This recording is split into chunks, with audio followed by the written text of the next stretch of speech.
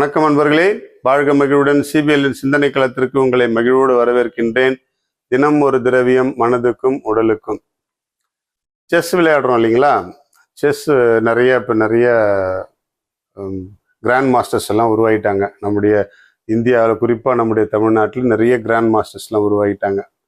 Chess விளையாட்டில் இரண்டு பக்கங்களும் ராஜா, ராணி, சிப்பாய்கள், மந்திரிகள் எல்லா வித காயின்ஸும் அடுக்கி வச்சுருப்பாங்க.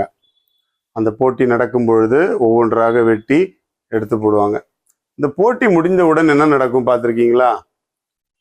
ராஜாவானாலும் சிப்பாயானாலும் ஒரே பெட்டியில் கிடப்பாங்க.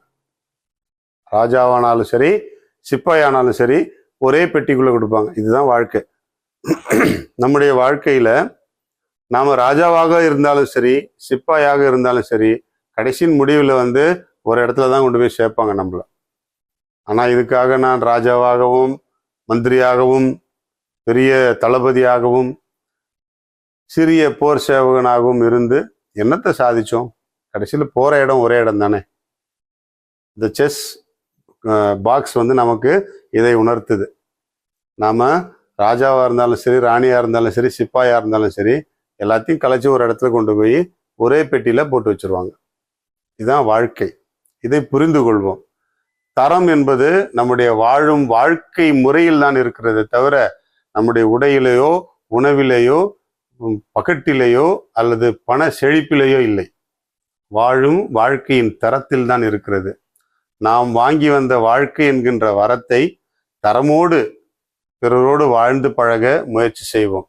அப்பொழுது நாம் அந்தந்த நிலையில் நம்மை மெருகேற்றி கொண்டு பலருக்கும் பயனுள்ளவர்களாக வாழ நம்மால் முடியும். இதற்காக நாம் முயற்சி செய்வோம். நான் தான் ராஜா, நான் தான் மந்திரி, நான் தான் ராணி, நான் தான் தளபதி, நான் தான் சிப்பாய் சொல்லிட்டு நமக்கு ஒரு தகுதியை நாம் உருவாக்கி கொள்ளலாம்.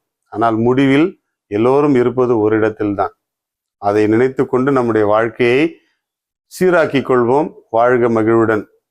அருகம்புல் சுத்தமான இடத்தில் விளையக்கூடிய அருகம்புல்லை தான் நாம் பயன்படுத்த வேண்டும். சாக்கடை ஓரத்திலோ அல்லது கழிவுநீர் சார்ந்த இடங்களிலோ இருக்கக்கூடிய அருகம்புல்லை நாம் பயன்படுத்தக்கூடாது. ஏனென்றால் அவற்றினுடைய தாக்கம் அதில் இருக்கும்.